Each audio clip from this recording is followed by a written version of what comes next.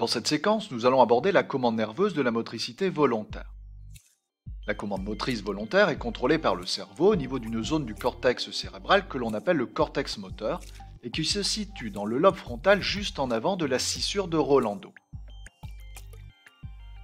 Au niveau du cortex moteur, chaque partie du corps est représentée en proportion de ses capacités motrices. La motricité très fine de la main s'explique par une grande proportion du cortex moteur impliqué dans sa motricité. On peut faire la même remarque par exemple pour la langue. On parle ainsi de l'organisation somatotopique du cortex moteur. La représentation du corps est disproportionnée. Les parties du corps qui sont capables de mouvements fins et précis occupent plus d'espace que les parties du corps dont le contrôle moteur est moins précis. La somatotopie du cortex moteur donne lieu à une illustration connue sous le nom de l'homonculus moteur. La commande motrice volontaire part donc du cortex moteur pour se rendre dans la moelle épinière, là où se trouvent les motoneurones commandant les muscles. Le tissu nerveux du cortex moteur est organisé en différentes couches nerveuses superposées. La couche 5 contient des cellules dites pyramidales et correspond au départ des neurones du faisceau corticospinal reliant cortex et moelle épinière. Les neurones partent donc du cortex moteur puis cheminent d'abord dans la substance blanche à travers le tronc cérébral avant de gagner le bulbe rachidien. À ce niveau, on observe une décussation motrice, c'est-à-dire que les fibres nerveuses vont changer de côté. Ainsi, les messages nerveux partant du cortex moteur droit vont contrôler la motricité des organes situés du côté gauche du corps et vice-versa. Enfin, les messages nerveux gagnent la substance grise de la moelle épinière. C'est dans la corne ventrale de la substance grise que les neurones issus du cortex moteur vont établir des synapses avec les motoneurones médulaires. Nous allons montrer dans un premier temps comment s'effectue la commande volontaire de flexion du pied. Les messages nerveux en provenance du cortex moteur par le faisceau corticospinal arrivent dans la moelle épinière.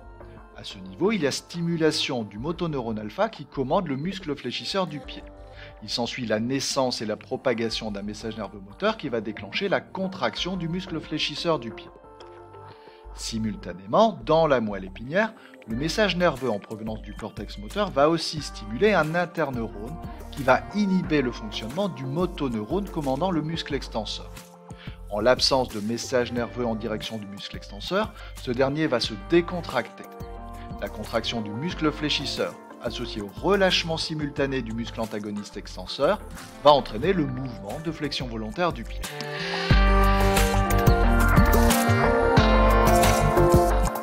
Dans un deuxième temps, nous allons montrer l'inhibition volontaire du réflexe myotatique achilléen.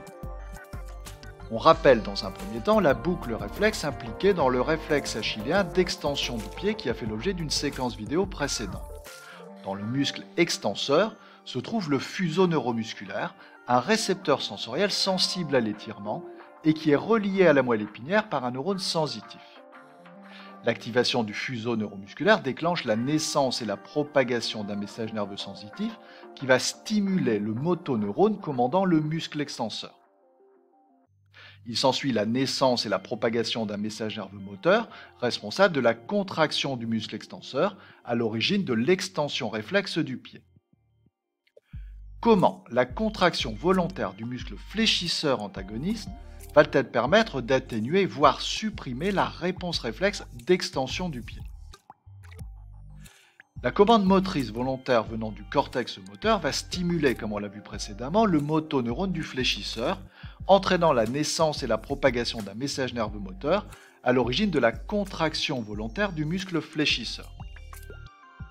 Mais dans le même temps, dans la moelle épinière, le message nerveux en provenance du cortex moteur va aussi stimuler, comme on l'a vu précédemment, un interneurone inhibiteur qui va diminuer, voire stopper totalement l'activité du motoneurone contrôlant le muscle extenseur.